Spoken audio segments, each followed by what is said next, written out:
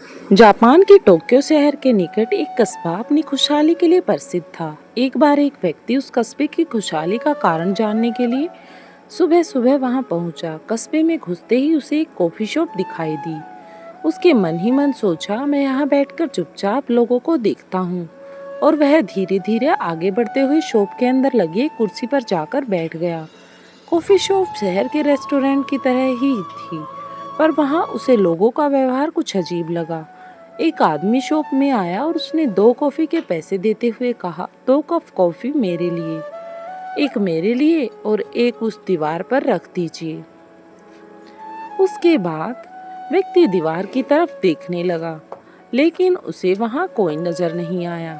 पर फिर भी उस आदमी को कॉफी देने के बाद वेटर दीवार के पास गया और उस पर कागज का एक टुकड़ा चिपका दिया, जिस पर 1 कप कॉफी लिखा था।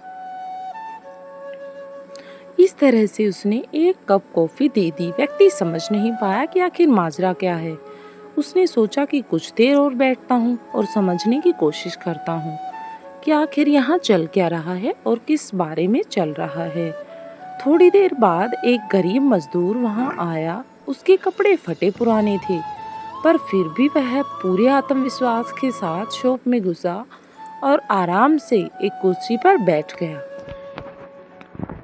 कुर्सी पर बैठकर उसने आराम से व्यक्ति सोच ही रहा था कि एक मजदूर के लिए कॉफी पर इतने पैसे बर्बाद करना कोई समझदारी नहीं है। तभी वेटर मजदूर के पास ऑर्डर लेने पहुंचा। तब उसने ऑर्डर में बताया, सर आपका ऑर्डर प्लीज। वेटर बोला। तब मजदूर ने कहा, मेरे वेटर में दीवार से 1 कप कॉफी। मजदूर ने जवाब दिया। उसे दीवार से 1 कप कॉफी मिल गई थी।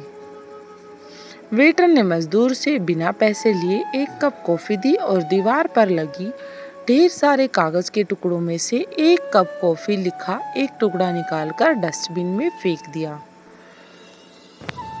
ठीक इसी प्रकार से कुछ समय बाद अब व्यक्ति को सारी बात समझ में आ गई थी कि कस्बे के लोगों का जरूरतमंदों के प्रति यह रवैया देखकर वह भाव विभोर हो गया और उसे लगा सचमुच लोगों ने मदद को कितना अच्छा तरीका निकाला है, जहां एक गरीब मजदूर भी बिना अपना आत्म सम्मान कम किए एक अच्छी सी कॉफी शॉप में खाने पीने का आनंद ले सकता है, और वो भी बिना किसी अपने सम्मान को गवाए।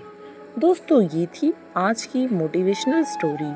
अब वह कस्बे की खुशहाली का कारण जान चुका था और इन्हीं विचारों के साथ वापस अपने शहर लौट आया था, और शहर में भी वो ऐसी ही बातें फैलाने की कोशिश कर रहा था।